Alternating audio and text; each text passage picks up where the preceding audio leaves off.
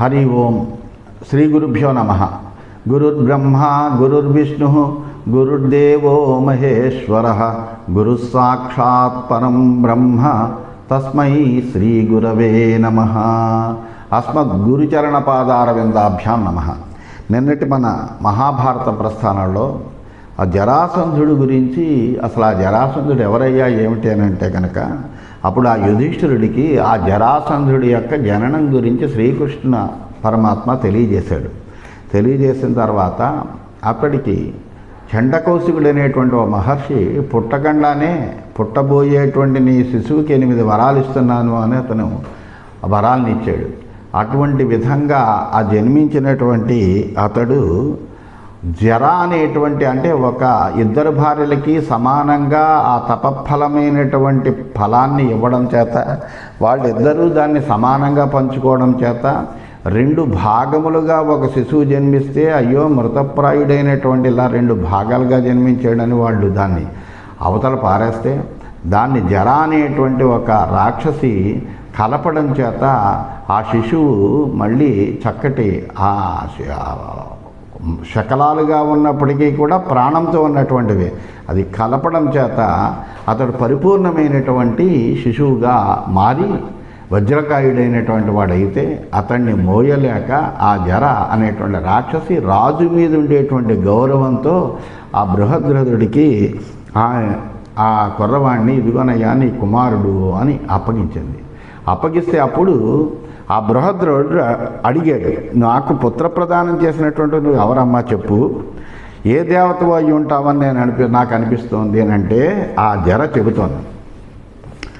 రాక్షస్యువాచ జరానామాస్మి భద్రంతే రాక్షసీ కామరూపిణి తవ వేష్మని రాజేంద్ర పూజితాన్యవసం సుఖం.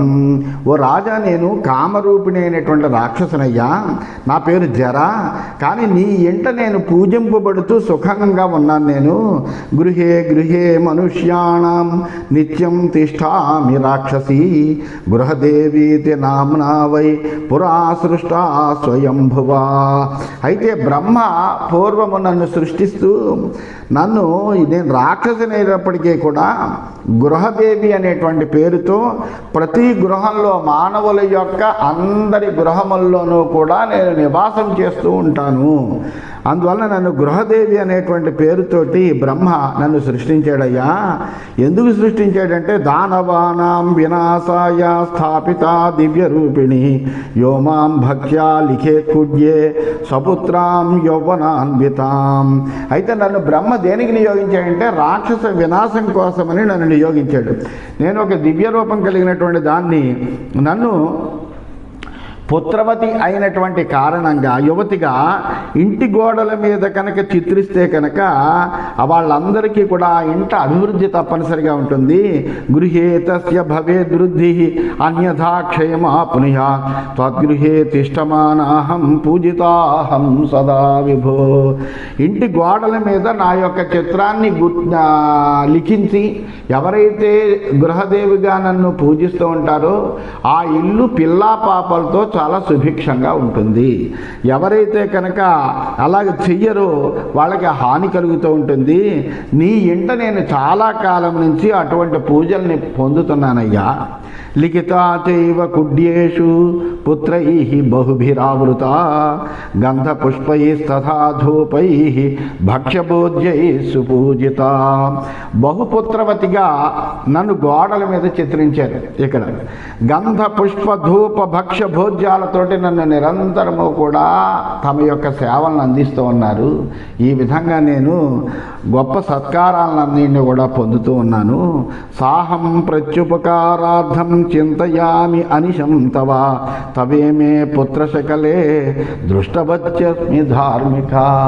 ఆ విధంగా నేను నీ ఇంట పూజలను అందుకున్న కారణముగా నీకేదైనా ప్రత్యుపకారం చెయ్యాలి అని నేను భావన చేశాను. అయితే అటువంటి ప్రత్యుపకారం చేసేటువంటి అవకాశం నాకు ఇప్పటివరకు రాలే, కానీ ఇప్పుడు వచ్చిందయ్యా. నీ యొక్క ఈ పుత్ర శకలములు అంటే రెండు ముక్కలుగా చీల్చబడినటువంటి శిశువుగా జన్మించినటువంటి వీటిని నేను చూశానయ్యా. చూసి సంశ్లేషితే మయా దైవాత్ కుమార సమపద్యత. విధియోగం అది. నేను అనుకోకుండా ఆ శకలాన్ని రెండింటినీ కలిపేటప్పటికీ అది సంపూర్ణమైనటువంటి శిశువుగా రూపం చెందింది. తవ భాగ్యాన్ మహారాజా హేతు మాత్రం అహం ద్విహ. అయితే ఇది ఎలా కలిగింది అంటే అది నీ అదృష్టం వల్ల కలిగిందయ్యా, అంతకంటే ఏమి కాదు. ఇందులో కేవలము కూడా నేను నిమిత్త మాత్రంగా, అంటే అది ఆ దైవ ప్రేరణది, నా చేతులతో కలపబడింది తప్ప ఇది నీ యొక్క అదృష్టవశాత్తు, నీ యొక్క భాగ్యవశాత్తు కలిగింది. అందువలన తస్య బాలస్య యత్కృత్యం తత్కురుష్వనరాధిప మమ నామ్నా చ లోకేస్మిన్ ఖ్యాతయేవ భవిష్యతి. కాబట్టి బాలుడికి తగినటువంటి సంస్కారాలు నువ్వు చెయ్యి. నేను కలిపాను కాబట్టి ఇతడు నా పేరుతోటి ప్రసిద్ధిని పొందుతాడు అని ఆమె చెప్పింది మాట. మేరుంవా ఖాదితుం శక్త కిం పునస్తస్య బాలకం గృహ సంపూజనా తుష్ట్యా మయా ప్రత్యర్పితస్తవా. నేనేదో నీ కుర్రవాణ్ణి మామూలుగా అప్పగించేస్తున్నాను అని అనుకోకు. మేరు పర్వతాన్నైనప్పటికీ కూడా తినగలిగినటువంటి శక్తి సామర్థ్యాలు ఉన్నటువంటి దాన్ని నేను. అందువలన ఈ బాలకుడు నాకేం లెక్క కాదు. అయినప్పటికీ నీ ఇంట నన్ను పూజించేవు కాబట్టి నీకు ప్రత్యుపకారం చెయ్యాలి, నీ బాలకుడిని నీకు ఇవ్వాలి, ధార్మికమైనటువంటి వర్తనం కలిగినటువంటి వాడు, నీకేదో ఒక ఉపకారం చెయ్యాలి అనేటువంటి ఉద్దేశంతో ఈ కుమారుణ్ణి మళ్ళీ నేను నీకు తిరిగి అర్పిస్తున్నానయ్యా అని చెప్పింది ఆ జర అనే రాక్షసి. ఈ విధంగా ఈ కథ అంతా ఎవరు చెబుతున్నారు? శ్రీకృష్ణ పరమాత్మ చెబుతున్నాడు యుధిష్ఠిరుడికి. అందువలన కృష్ణుడు అంటున్నాడు, ఏవముక్త్వాతు సారాజన్ తత్రైవ అంతరధీయత స సంగృహ్య కుమారం తం ప్రవివేశ గృహం నృపః. రాజా ఈ విధంగా పలికి ఆ జర అక్కడి నుంచే అంతర్ధానమైపోయింది. ఆ రాజు కూడా ఆ కుమారుణ్ణి తీసుకుని ఇంట్లోకి వెళ్ళాడయ్యా. తస్య బాలస్య యత్కృత్యం తచ్చకార నృపస్తదా ఆజ్ఞాపయచ్చ రాక్ష మగధేషు మహోత్సవం. అప్పుడు ఆ బృహద్రథుడు కూడా చాలా ఆనందపడి ఆ బాలకుడికి తగినటువంటి సంస్కారాలన్నీ కూడా జరిపించాడు. మగధ దేశంలో ఆ రాక్షసికి గొప్ప ఉత్సవాలు జరపాలని అందరినీ కూడా ఆదేశించాడు. తస్య నామ అకరోత్సైవ పితామహ సమర్పిత జరయా సంధితో యస్మాత్ జరాసంధో భవత్వయం. అందువలన జర చేత కలపబడ్డాడు కాబట్టి, జర అనేటువంటి రాక్షసి చేత ఇతడు కలపబడ్డాడు కాబట్టి ఇతడికి ఆమె చెప్పినట్టుగానే జరాసంధుడు అనేటువంటి నామకరణం చేశాడు. అలాగే బ్రహ్మ సమానుడైనటువంటి ఆ తండ్రి బృహద్రథుడు ఆ బాలకుడికి జరాసంధుడు అనే ఒక పేరుని పెట్టాడు. సోవర్ధత మహాతేజా మగధాధిపతే సుత ప్రమాణబల సంపన్న హుతాహుతిరివానల. ఆ మగధాధిపతి కుమారుడైనటువంటి ఆ జరాసంధుడు గొప్ప తేజస్వి అయి ఆ తల్లిదండ్రులకి ఆనందాన్ని కలిగిస్తూ గొప్ప ఆకారము, అంతేకాకుండా గొప్ప వీరత్వము, బలము కలిగినటువంటి వాడై శుక్లపక్ష చంద్రుడిలాగా నెయ్యి పోసినటువంటి అగ్నిలో నెయ్యి పోసేటప్పటికి అగ్ని ఏ విధంగా అయితే వృద్ధి చెందుతుందో అలాగా శుక్లపక్షంలో చంద్రుడు ఏ విధంగా అయితే ఒక్కొక్క కళలని కలుపుకొని అభివృద్ధి చెందుతాడో ఆ విధంగా అతను కూడా ఆ బాలకుడు కూడా వృద్ధి చెందాడు అయ్యా అని చెప్పాడు. ఇది శ్రీమన్మహాభారతే సభాపర్వణి రాజసూయ ఆరంభ పర్వణి జరాసంధోత్పత్తౌ అష్టాదశోధ్యాయ. ఈ విధంగా శ్రీమన్మహాభారతంలో సభాపర్వంలో రాజసూయ ఆరంభ పర్వం అనే ఉపపర్వంలో జరాసంధోత్పత్తి అనేటువంటి 18వ అధ్యాయం పూర్తయింది. 19వ అధ్యాయంలోకి మనం ప్రవేశించాం. శ్రీకృష్ణ వాచ. కృష్ణుడు ఇంకా చెబుతున్నాడు ఆ వృత్తాంతాన్ని అంతండి కూడా. కస్యచిత్వధ కాలస్య పునరేవ మహాతపాః మగధేషూపచక్రామ భగవాన్ చండకౌశిక. అయితే ఆ చండకౌశికుడు ఈ విధంగా ఆ బృహద్రథుడికి ఒక మంత్రించినటువంటి మంత్రపూతమైనటువంటి ఒక ఫలాన్ని ఇచ్చి ఆ ఫలం ద్వారా నీకు తప్పనిసరిగా సంతానం కలుగుతుందయ్యా, అందుకని నువ్వు హాయిగా మళ్ళీ రాజ్యానికి వెళ్ళి ఆ పుత్ర సంతానాన్ని పొందినటువంటి వాడై హాయిగా ఉంటావు. ఆ తర్వాత అతడికి పట్టాభిషేకం చేసి అప్పుడు నువ్వు తపస్సుకి వానప్రస్థాన్ని స్వీకరించు అని ఆదేశించాడు. అలా ఇచ్చిన తర్వాత అతడు వచ్చాడు, అవన్నీ జరిగాయి. ఇది అయిన తర్వాత కొంతకాలానికి మళ్ళా మహాతపస్వి అయినటువంటి చండకౌశికుడు ఒకసారి మగధ దేశానికి వచ్చాడు. ఏం జరిగిందో తెలుసుకుందామని. తస్యాగమన సంహృష్ట సామాత్య సపురస్సర సభార్య సపుత్రేణ నిర్జగామ బృహద్రథ. వెంటనే ఆయన వచ్చేటప్పటికీ పరమానంద భరితుడయ్యాడు బృహద్రథుడు. వెంటనే అమాత్యులతోటి, పరివారంతో, భార్యలతోటి, పుత్రులతోటి కూడా కలిసినటువంటి వాడై ఆయన సందర్శనం చేయడానికి ఎదురేగి ఆయన్ని ఆహ్వానించాడు. పాద్యార్ఘ్యాచమనీయై తం అర్చయామాస భారత సనృపో రాజ్యసహితం పుత్రం తస్మై నివేదయత్. వెంటనే ఆయనకి చక్కగా అర్ఘ్యపాద్య ఆచమనాలతోటి ఆయనని సత్కరించాడు. అలాగే ఆ రాజ్యంతో పాటుగా కుమారుణ్ణి కూడా ఆయన నివేదించాడు. ఇదిగోనయ్యా నీ ప్రసాదం వలన పుట్టినటువంటి వాడు ఈ కుర్రవాడు అని ఆ కుర్రవాడిని కూడా ఆయనకి చూపించాడు. ప్రతిగృహ్య చ తాం పూజాం పార్థివాన్ భగవాన్ ఋషి ఉవాచ మగధం రాజన్ ప్రహృష్టేనాంతరాత్మన. ఆ చండకౌశికుడు కూడా చాలా ఆనందించాడు. తాను చేసినటువంటి పని ఫలవంతమైనటువంటిది అయింది, ఆ రాజుకు కూడా ఆనందం కలిగింది అనేటువంటి విషయం తెలుసుకుని ఆ మహర్షి ఆ రాజు చేసినటువంటి సత్కారాన్నంతా స్వీకరించి ఆనందించినటువంటి వాడై ఆయనతోటి సంతోషమైనటువంటి మనస్సుతోటి ఈ విధంగా పలికెట్ట. సర్వమేతన్మయా జ్ఞాతం రాజన్ దివ్యేన చక్షుషా పుత్రస్తు శృణు రాజేంద్ర యాదృశోయం భవిష్యతి. ఓ మహారాజా, ఇవన్నీ నువ్వు చెప్పక్కర్లేదయ్యా, నా దివ్య జ్ఞానంతో నేను ఏనాడో తెలుసుకున్నాను. అందువలనే ఓసారి చూద్దామని నేను వచ్చాను. అందువలన ఈ కుమారుడు ఎటువంటి వాడవుతాడో జాగ్రత్తగా చెప్తాను వినవయ్యా అని చెబుతున్నాడు. అస్య రూపం చ సత్వం చ బలం ఊర్జితమేవ చ ఏష శ్రియా సముదిత పుత్రస్తవ న సంశయః.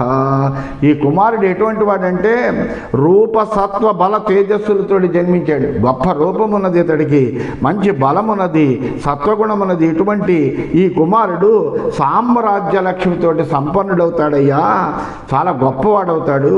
ప్రాపయిష్యతి తత్సర్వం విక్రమేణ సమన్వితః అస్య వీర్యవతో వీర్యం నానుయాస్యంతి పార్థివాః. అంతేకాదు ఇతడు గొప్ప వైభవాన్ని తన పరాక్రమంతో పొందుతాడయ్యా. ఎగురుతున్నటువంటి పతతో వైనతేయస్య గతిమన్యే యథా ఖగాః వినాశముపయాస్యంతి ఏ చాస్య పరిపంథినః.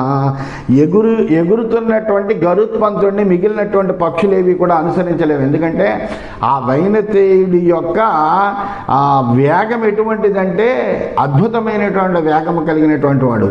అందువల్ల మిగిలినటువంటి ఏ పక్షి కూడా అతని వేగాన్ని అందుకోలేదు. అట్లాగే ఏ విధంగా అయితే ఎగురుతున్న గరుత్మంతుణ్ణి ఇతర పక్షులు అనుసరించలేవో అట్లాగే ఈ వీరకుమారుడి యొక్క పరాక్రమాన్ని మిగిలినటువంటి రాజులు ఎవరు కూడా అనుసరించలేరయ్యా. ఇతని శత్రువులైనటువంటి వాళ్ళందరూ కూడా నశిస్తారయ్యా అని చెప్పాడు. దేవైరపి విసృష్టాని శస్త్రాణ్యస్య మహీపతే నరుజం జనయిష్యంతి గిరేరివ నదీరయాః. ఒక నది యొక్క వేగాన్ని పర్వతం కూడా పీడించలేదుట.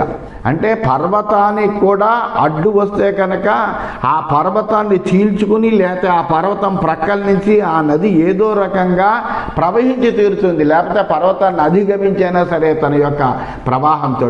అందువలన అలాగా ఆ నదీ వేగాన్ని నదీ వేగం పర్వతాన్ని ఏ విధంగా అయితే పీడించలేదో అదే విధంగా దేవతలు ప్రయోగించినటువంటి ఆయుధాలు కూడా ఇతన్ని ఏమి గాయపరచలేవయ్యా. సర్వమూర్ధాభిషిక్తానాం అంటే నది వచ్చినప్పటికీ కూడా ఆ నది యొక్క వేగము చేత పర్వతము కొట్టబడినప్పటికీ పర్వతానికి ఏమీ అవదు. అయితే ఈ నది ఏం చేస్తుంది, ఆ పర్వతం అక్కడ ఉండగా ఆ పక్క నుంచో ఈ పక్క నుంచో దారి చేసుకుని వెళ్ళిపోతుంది, లేదా జలాన్ని వృద్ధి చెందుకుని పర్వతాన్ని అధిగమించి పెడుతుంది. ఏది అయినప్పటికీ కూడా పర్వతానికి ఏ విధమైనటువంటి ఇబ్బంది కలగదు. అదేవిధంగా దేవతల ఆయుధాలు కూడా ఇతన్ని ఏం పీడించలేవు. ఇతడంతా పర్వత సమానమైనటువంటి వాడయ్యా అని చెప్తాను. అందువలన ఆయుధాలు కూడా ఇతన్ని ఏమీ గాయపరచలేవు. సర్వమూర్ధాభిషిక్తానాం ఏష మూర్ధ్నిజ్వలిష్యతి ప్రభాహరోయం సర్వేషాం జ్యోతిషామివ భాస్కరః. ఇతడు అభిషిక్తులైనటువంటి రాజులందరి యొక్క శిరస్సుల మీద ప్రకాశిస్తాడంటే ఏంటి? అంతవరకు రాజ్యాలు చేస్తున్నటువంటి రాజులందరూ కూడా ఇతడికి సామంతులు అవుతారు. సూర్యుడు ఇతర గ్రహాల యొక్క కాంతిని అపహరించినట్టుగానే ఈ బాలుడు ఏం చేస్తాడంటే అందరి యొక్క తేజస్సుని హరిస్తాడంటే ఇంకా రాజులందరూ కూడా తమ తేజోవిహీనులయ్యి జరాసంధుడి యొక్క వశంలోనే ఉంటారు తప్ప ఇతన్ని అధిగమించి ఎవరు ఉండలేరు. అంత పరాక్రమవంతుడైనటువంటి వాడయ్యా ఇతడు అని చెప్తున్నాడు. ఏన మాసాద్య రాజానః సమృద్ధ బలవాహనా వినాశముపయాస్యంతి శలభాయవ పావకం. పెద్ద సేన వాహిని కలిగినటువంటి, అంటే గొప్ప సేన కలిగినప్పటికీ అనేకములైనటువంటి వాహనాలు కలిగినటువంటి రాజు అయినప్పటికీ కూడా ఈ బాలుణ్ణి కనుక ఎదిరిస్తే అగ్ని మీద మెడతల వలె అగ్నిలో ఏ విధంగా అయితే శలభాలు పడిపోతూ ఉంటాయో ఆ కాంతికి ఆకర్షణ చేసి ఆ విధంగా వాళ్ళందరూ కూడా నశించిపోతారయ్యా. అందువల్ల ఏ రాజు కూడా ఇతన్ని యుద్ధంలో ఎదిరించలేడు. ఏష శ్రియః సముదితాః సర్వరాజ్ఞాం గ్రహిష్యతి వర్షాసు ఇవ ఉదీర్ణ జలాః నదీః నదీపతిః. వర్షాకాలంలో సముద్రుడు ఉప్పొంగినట్టుగా, నదులు ఉప్పొంగడమే కాకుండా నదుల యొక్క జలాలన్నింటినీ కూడా తనలో లీనం చేసుకున్నట్టుగా ఈ బాలుడు ఏం చేస్తాడంటే అందరి రాజుల్ని జయించినటువంటి వాడై ఆ రాజుల యొక్క అన్ని సంపదలను కూడా తానే గ్రహించగలిగినటువంటి వాడు అవుతాడయ్యా. ఏష ధారయతా సమ్యక్ చాతుర్వర్ణ్యం మహాబలః శుభాశుభమివ స్ఫీత సర్వసస్యధరాధర. అంతేకాకుండా సమస్తములైనటువంటి పంటలని కలిగినటువంటి సస్యములను కలిగినటువంటి భూమి శుభాశుభాలన్నింటినీ సమానంగా భరించినట్టుగా ఈ మహాబలుడైనటువంటి బాలుడు చాతుర్వర్ణ్యాల వారిని, ప్రజలందరినీ కూడా చాలా జాగ్రత్తగా పరిపాలిస్తాడు. వాళ్ళందరినీ కూడా ఆదరిస్తాడు. వాళ్ళందరిలోకి కూడా ఆనందాన్ని కలిగించే విధంగా ప్రజాపాలన కూడా చేస్తాడయ్యా. అస్య ఆజ్ఞావశగాః సర్వే భవిష్యంతి నరాధిపాః సర్వభూతాత్మభూతస్య వాయోరివ శరీరిణః. ఈ దేహదారులందరూ కూడా సర్వ ప్రాణులకి కూడా ఆత్మ అయినటువంటిది ఏంటంటే వాయువు. వాయువు లేకపోతే కనుక ప్రాణము యొక్క చైతన్యము ఉండదు. అందువలన ఈ చైతన్యం అంతా కూడా వాయువు వలనే ప్రతి శరీరంలోనూ కూడా, అంటే ప్రాణుల యొక్క శరీరంలో ఈ చైతన్యం వస్తుందంటే దానికి ప్రధానమైనటువంటి కారణం ఏంటంటే వాయువే. అందువలన ఆ వాయువుకి అధీనమైనట్టుగా ఈ ప్రాణుల యొక్క ప్రాణాలన్నీ ఉంటాయి.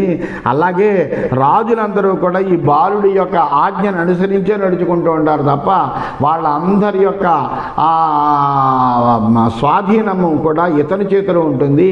ఈయన ఏమి చెబితే అదే చెయ్యాలి తప్ప మరొక రకంగా వాళ్ళు ప్రవర్తించలేరు. అందరూ కూడా ఇతని పరాక్రమం చేత జయింపబడినటువంటి వాళ్ళు అవుతారయ్యా అని చెప్పాడు. ఏష రుద్రం మహాదేవం త్రిపురాంతకరం హరం సర్వలోకేషు అతిబలః సాక్షాత్ ద్రక్ష్యతి మాఘదః. సర్వలోకాల్లోనూ కూడా అత్యంత బలవంతుడైనటువంటి ఈ మగధ దేశాధిపుడైనటువంటి జరాసంధుడు త్రిపురాంతకుడు, మహాదేవుడు, రుద్రుడు అయినటువంటి ఆ ఈశ్వరుణ్ణి ప్రత్యక్షంగా దర్శిస్తాడయ్యా ఇతడు. ఏవం బ్రువన్ ఏవ ముని ఏవం బ్రువన్నేవ ముని స్వకార్యమివ చింతయన్ విసర్జయామాస నృపం బృహద్రథమదారిహన్. ఈ విధంగా మాట్లాడుతూనే ఆ చండకౌశికముని తన కర్తవ్యాన్ని మనసులో, అంటే తను ఏం చెయ్యాలో, తను ఇంకా అనేకమైనటువంటి పనులు చేయవలసి ఉంటాయి. అందువల్ల అవన్నీ మనసులో ఉంచుకున్నటువంటి వాడై వెంటనే బృహద్రథుడితోటి ఈ విధంగా చెప్పి వాళ్ళందరినీ ఒకసారి చూసినటువంటి వాడై తాను మళ్ళీ బృహద్రథుడిని వదిలిపెట్టి ఆయన వెళ్ళిపోయాట. ప్రవిశ్య నగరీంచాపి జ్ఞాతి సంబంధిభిర్వృతః అభిషిచ్య జరాసంధం మగధాధిపతిస్తథా. ఎప్పుడైతే ఆ చండకౌశికుడు ఈ జరాసంధుడు ఎటువంటి వాడు కాగలడు అనేటువంటి విషయాలు చెప్పాడో ఆ బృహద్రుడికి చాలా ఆనందం కలిగింది. ఇంక ఏమీ పర్వాలేదు, ఇతడికి రాజ్య పట్టాభిషేకం చేస్తే కనుక హాయిగా అతడు పరిపాలన చేసుకుంటాడు అని అనుకున్నాడు. అనుకుని జ్ఞాతువులతోటి బంధువులతోటి చర్చించాడు. నగరంలోకి ప్రవేశించి ఆ జరాసంధుడికి పట్టాభిషేకం చేసేసాడు. బృహద్రథో నరపతి పరాం నిర్వృతిమాయయో అభిషిక్తే జరాసంధే తదా రాజా బృహద్రథ పత్ని ద్వయేనానుగత తపోవనచరో భవత్. అందువలన వెంటనే జరాసంధుడికి పట్టాభిషేకం చేసేసాడు, రాజ్యాన్ని అప్పగించేశాడు. బృహద్రథుడు తన యొక్క భార్యలతో కలిసినటువంటి వాడై వానప్రస్థాశ్రమాన్ని స్వీకరించడం కోసమని, ఆయన తపస్సు చేసుకోవడం కోసమని అడవికి వెళ్ళిపోయాట. తతో మనస్థే పితరి మాతృశ్చైవ విషాంపతే జరాసంధం స్వవీర్యేణ పార్థివాన్ అకరోత్వశే. ఈ విధంగా తండ్రి తల్లులు వానప్రస్థులు కాగా జరాసంధుడు వెంటనే పట్టాభిషేకం పొందినటువంటి వాడై రాజులందరినీ తన వశంలోకి తెచ్చుకోవడానికి జైత్రయాత్ర చేసి ఆయన అందరు రాజుల్ని జయించి తన వశంలోకి తెచ్చుకున్నట్ట. వైశంపాయన ఉవాచ. ఈ విషయాలన్నీ కూడా వైశంపాయనుడు జనమేజయ మహారాజుకి చెబుతున్నాడు. ఏ విధంగా చెబుతున్నాడంటే, ఓ జనమేజయ మహారాజా, ఈ విధంగా జరిగిన తర్వాత అధ దీర్ఘస్య కాలస్య తపోవనచరో నృప సభార్య స్వర్గమగమత్తపస్తత్వ బృహద్రథ. ఈ విధంగా బృహద్రథుడు తన భార్యలతో కలిసినటువంటి వాడై అనేక సంవత్సరాలు వానప్రస్థాశ్రమంలో తపస్సు చేసుకున్నటువంటి వాడై తన భార్యలతో కలిసి స్వర్గానికి వెళ్ళిపోయాడయ్యా. జరాసంధోపి నృపతి యథోక్తం కౌశికేన తత్ వరప్రదానమఖిలం ప్రాప్య రాజ్యం అపాలయత్. అలాగే జరాసంధుడు కూడా చండకౌశికముని ఇచ్చినటువంటి వరాలన్నింటినీ కూడా పొందినటువంటి వాడై చక్కగా రాజ్య పరిపాలన సాగిస్తున్నాడు.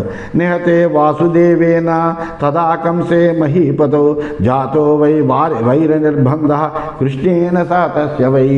అయితే శ్రీకృష్ణుడు కంసుణ్ణి సంహరించాడు. కంసుణ్ణి సంహరించిన తర్వాత అంతవరకు కృష్ణుడితో వైరమేం లేదు జరాసంధుడికి. ఎప్పుడైతే కంసుణ్ణి సంహరించాడో ఆ కంసరాజుని చంపిన తర్వాత శ్రీకృష్ణుడితో జరాసంధుడికి వైరం ఏర్పడింది. భ్రామయత్వా శతగుణం ఏకోనం ఏన భారత గదాక్షిప్త బలవత మగధేన గిరివ్రజాత్ తిష్టతో మధురాయాం వై కృష్ణస్యాద్భుతకర్మణ ఏకోన యోజనసితే సా పపాత గదా సా అపసాత గదా శుభా. ఆ తర్వాత జరాసంధుడు ఏం చేశాడంటే 99 సార్లు తన గదను తిప్పి గిరివ్రజం నుండి తను విసిరెట్ట. అది 99 యోజనాల దూరంలో ఉండేటువంటి అద్భుతమైనటువంటి కర్మశీలుడైనటువంటి శ్రీకృష్ణుడి యొక్క రాజ్యమైనటువంటి మగధలో ఆ గద పడిందయ్యా. దృష్ట్వా మధురలో ఆ గద పడింది. మగధలో ఈయన విసిరితే అది మధురలో పడింది అన్నమాట. 99 యోజనాల దూరంలో ఉందిట. అటువంటి దూరంలో ఉన్నటువంటి ఆ మధురలో ఈయన విసిరినటువంటి గద పడింది అన్నమాట. దృష్ట్వా పౌరైస్తదా సమ్యక్ గదా చైవ నివేదిత గదావసానం తఖ్యాతం మధురాయా సమీపత. అయితే అక్కడ ఉండేటువంటి మధురలో ఉండేటువంటి పౌరులందరూ చూశారు, ఏదో ఒక గద ఆకాశంలోంచి అలా వచ్చి అంత దూరంలో పడ్డమనేటువంటిది చూసినటువంటి వాళ్ళే ఆ విషయాన్ని శ్రీకృష్ణుడికి చెప్పారు. చెబితే అప్పుడు ఆ గద ఎక్కడైతే పడిందో దానికి గదావసానమని ప్రత్యేకంగా ఒక పెద్ద క్షేత్రముగా అది ప్రసిద్ధి పొందిందయ్యా. తస్యాస్తాం హంసడింబకౌ అశస్త్ర నిధనాబుభౌ మంత్రే మతిమతాం శ్రేష్టౌ నీతిశాస్త్రే విశారదౌ. అయితే నీతిశాస్త్రంలో విశారదులైనటువంటి వాళ్ళు, గొప్ప బుద్ధిమంతులైనటువంటి వాళ్ళు, ఎవరి చేత కూడా చావు అనేటువంటిది అంటే ఏ ఆయుధం చేత కూడా చావు లేకుండా వరం పొందినటువంటి హంసడింబకులు అనేటువంటి వాళ్ళు ఉన్నారయ్యా. అటువంటి ఆ హంసడింబకులు ఇద్దరు కూడా జరాసంధుడికి మంత్రులుగా ఉండేవారు. యౌతౌ మయాతే కత్తే కథితౌ పూర్వమేవ మహాబలో త్రయస్త్రయాణం లోకానాం పర్యాప్త ఇది మే పతి. వాళ్ళ గురించి నీకు పూర్వం చెప్పాను. ఆ హంసడింబకులు ఎటువంటి వాళ్ళు, ఎటువంటి వరాలు పొందారు, వాళ్ళు ఎలా చనిపోయారు అనేటువంటి విషయం అంతా కూడా నీకు పూర్వమే చెప్పాను నేను. అందువలన వీళ్ళు అసలు ఈ ముగ్గురు జరాసంధుడు, హంసుడు, డింబకుడు ఈ ముగ్గురు కలిస్తే ముల్లోకాల్ని ఎదిరించిన ఉపేక్షించడానికి సమర్థులైనటువంటి వాళ్ళు వీళ్ళు. ఏవమేవ తదా వీర బలిభిః కుకురాంధకైః వృష్టిభిశ్చ మహారాజా నీతి హేతోరుపేక్షితః. ఈ విధంగా నీతిని అనుసరించి ఆ ఏనాడే బలవంతులైనటువంటి కకుర అంధక వృష్ణి వీరులందరూ కూడా ఈ జరాసంధుడితోటి మనకు యుద్ధం ఎందుకు అని వాళ్ళు అందరూ కూడా జరాసంధుడిని ఉపేక్షించారు. ఎందుకంటే అతనికి గొప్ప సేన కలిగినటువంటి వాడు, గొప్ప బలవంతుడైనటువంటి వాడు, హంసడింబకులైనటువంటి మంత్రులు ఉన్నటువంటి వాడు అని అతన్ని మిగిలినటువంటి దేశాల వాళ్ళు కొంతమంది ఉపేక్షించారయ్యా. ఇది శ్రీమన్ మహాభారతే సభా పర్వణి రాజసూయారంభ పర్వణి జరాసంధ ప్రశంసాయాం 19తమోధ్యాయః. ఈ విధంగా శ్రీమన్ మహాభారతంలో సభాపర్వంలో రాజసూయ ఆరంభ పర్వంలో అనే ఉపపర్వంలో జరాసంధుని యొక్క ప్రశంస అనే 19వ అధ్యాయమైంది. 20వ అధ్యాయంలోకి మనం ప్రవేశించాము. వాసుదేవుడు చెప్తున్నాడు, పతితౌ హంసడింబకౌ కంసస్య సగణో హతః జరాసంధస్య నిధనే కాలోయం సముపాగతః. అయితే ఇతనికి బంధువు అయినటువంటి వాడు ఆ కంస మహారాజు నా చేసి చంపబడ్డాడు. అలాగే హంసడింబకులు వాళ్ళిద్దరూ వాళ్ళంతటా వాళ్ళే నాశనమయ్యారు. అందువల్ల కంసుడు పరివారంతో సహా చంపబడ్డాడు. హంసడింబకులు లేరు. ఇప్పుడు జరాసంధుడిని చంపడానికి ఇదే తగిన సమయం. ఎందుకంటే అతని యొక్క ప్రధానమైనటువంటి అనుచరులందరూ కూడా చంపబడ్డారు కాబట్టి ఇప్పుడు సరైన సమయంగా నేను భావిస్తున్నానయ్యా అన్నాడు. నశక్యోసౌ రణే జేతుం సర్వైరభిసురాసురై బాహుధ్యేన జేతవ్యం స ఇత్యుపలభామహే. అయితే అతన్ని యుద్ధంలో మనం జయించాలి అని అనుకోకూడదు. ఎందుకంటే అతని యుద్ధంలో దేవాసులందరికీ కూడా జయింపశక్యం కానటువంటి వాడు. ఎందుకంటే గొప్ప సేన కలిగినటువంటి వాడు, గొప్ప బలం కలిగినటువంటి వాడు. ఇతన్ని చంపాలి అనుకుంటే మనము బాహుబలంతో ఇతన్ని చంపాలి. అంటే ద్వంద్వ యుద్ధం చేసి ఇతన్ని చంపాలి తప్ప మరొక రకంగా ఇతన్ని చంపడం అనేటువంటిది సాధ్యపడదు అని తెలుసుకున్నాం. మయి నీతిర్బలం భీమి రక్షిత చావయోర్జయ మాఘతం సాధయిష్యామః ఇష్టిం త్రయైవాగ్నయ. అయితే నాలో నీతి ఉన్నది. అంటే ఏంటి? చక్కటి ఉపాయాన్ని చెప్పగలను నేను. భీముల్లో బాహుబలం ఉన్నది, అర్జునుడిలో రక్షణ సామర్థ్యం ఉంది. ఇలా మన ముగ్గురం కలిసాం కాబట్టి యాగానికి 3 అగ్నులు ఏ విధంగా అయితే ప్రధానంగా ఉంటాయో అలాగే మనము ఆ అగ్నులతోటి యాగం ఎట్లాగైతే పరిపూర్ణము చెందుతుందో అట్లాగే మనము ముగ్గురం కలిసి జరాసంధుడిని అణిచివేయగలము అని చెప్పాడు. త్రిభిరాసాదితోస్మాభిః విజనేస నరాధిపః న సందేహో యథా యుద్ధం ఏకేనాప్యుపయాస్యతి అవమానాచ్చ లోభాచ్చ బాహువీర్యాచ్చ దర్పితః భీమసేనేన యుద్ధాయ ధ్రువమప్యుపయాస్యతి. అయితే ఏకాంతంలో మనం కనుక నిర్బంధిస్తే ఆ జరాసంధుడు నిస్సందేహంగా మనలో ఎవడో ఒకడితో యుద్ధం చేయడానికి సిద్ధపడతాడు. ఎందుకంటే యుద్ధం మీద అతనికి ఆసక్తి ఎక్కువ. అందువలన మీతో యుద్ధానికి వచ్చాం, మాలో ఎవరితోనైనా యుద్ధం చెయ్యాలి అని అంటే కనుక అతను నేను చెయ్యనని కానీ మరో రకంగా అంటే, ఎందుకంటే యుద్ధమందు ఎప్పుడూ కూడా యుద్ధం చేయడానికి ఇష్టపడేటువంటి వాడు అతడు. అటువంటి ఉత్సాహం కలిగినటువంటి వాడు కాబట్టి నిస్సందేహంగా మనలో ఎవరో ఒకరితో యుద్ధానికి అంగీకరిస్తాడు. అందువలన అవమానము, లోభము, బాహువీర్యము వీటితోటి గర్వితుడైనటువంటి భీమసేనుడితోటే యుద్ధానికి అతడు సంసిద్ధమవుతాడు. ఎందుకంటే వివాహస్య వివాదస్య సమయోరేవ శోభతే అంటారు. వివాహము కానీ వివాదము కానీ సమానమైనటువంటి వాళ్ళతోటే శోభిస్తుంది. అందువల్ల మన ముగ్గురులో ఎవరో ఒకరితో చేయమంటే అతడు తప్పనిసరిగా భీముడినే ఎన్నుకుంటాడు. ఎందుకంటే యుద్ధంలో చేయగలిగినటువంటి బాహుబలం కలిగినటువంటి వాడు భీముడు కాబట్టి అతడితో యుద్ధం చేయాలనే కోరుకుంటాడయ్యా. అలం తస్య మహాబాహు భీమసేనో మహాబలః లోకస్య సముదీర్ణస్య నిధనాయాంతకో యథా. ఈ విజృంభించినటువంటి లోకాన్ని యముడు ఏ విధంగా అయితే తన శక్తితోటి నశింపు చేస్తూ ఉంటాడో అట్లాగే గొప్ప బాహుబలము, శరీర బలం కలిగినటువంటి భీముడు కూడా ఇతన్ని పడగొట్టడానికి సమర్థుడవుతాడు. అందువల్ల తప్పనిసరిగా ఇతను భీముడి చేతిలో హతమవుతాడు. ఎది మే హృదయం వేత్సి ఎదితే ప్రత్యయోమయి భీమసేన అర్జునో శీఘ్రం న్యాసభూతో ప్రయచ్చమే. అందువల్ల శ్రీకృష్ణుడు చెబుతున్నాడు ధర్మరాజుడు, ధర్మరాజా, నీ కనుక నా మీద విశ్వాసం ఉంటే నా హృదయాన్ని కనుక నువ్వు తెలుసుకుని ఉంటే కనుక ఈ భీమసేనార్జునుని ఇద్దరిని కూడా నాకు న్యాసంగా అప్పగించు. న్యాసం అంటే అర్థం ఏంటంటే తిరిగి అప్పగించేటువంటి ద్రవ్యాన్ని న్యాసము అంటారు. అందువలన అంటే తిరిగి నేను క్షేమంగా నీకు అప్పగించను సోమా అనేటువంటి ఉద్దేశంతో చెప్తున్నాడు. న్యాసభూతులుగా వాళ్ళిద్దరినీ నాకు అప్పగించవయ్యా, అలా అప్పగిస్తే కనుక ఈ కార్యమంతా కూడా తప్పనిసరిగా నెరవేరుతుంది అని చెప్పాడు. అనేటప్పటికీ అప్పుడు వెంటనే ఆయన అంటున్నాడు, ఆ శ్రీకృష్ణుడి యొక్క మాటలుని యావముక్తో భగవత ప్రత్యువాచ యుధిష్ఠిర భీమార్జునౌ సమాలోక్య సంప్రహృష్ట ముఖౌ స్థితౌ. ఆ శ్రీకృష్ణుడి యొక్క మాటలు విన్నాడు. విన్నటువంటి యుధిష్ఠిరుడు మమ్మల్ని వీళ్ళిద్దరినీ పంపించు అనేటప్పటికీ ఆ భీమార్జునుల యొక్క ముఖాన్ని కూడా చూశాట. వాళ్ళు మంచి ఆనందంగా ఉన్నారు. అంటే కృష్ణుడితో వాళ్ళు వెళ్ళడానికి సిద్ధంగా ఉన్నారు. యుధిష్ఠిరుడు కూడా కృష్ణుడు చెప్పినటువంటి మాటలు ఆనందం కలిగించేయి. అందువల్ల ఆ భీమార్జునుని కూడా చూసి అప్పుడు ఆ యుధిష్ఠిరుడు శ్రీకృష్ణుడితో ఈ విధంగా చెబుతున్నట్ట. ఆయన ఏం చెప్తున్నాడు అనేటువంటి విషయాన్ని మనము రేపు తెలుసుకుందామని తెలియజేస్తూ స్వస్తి.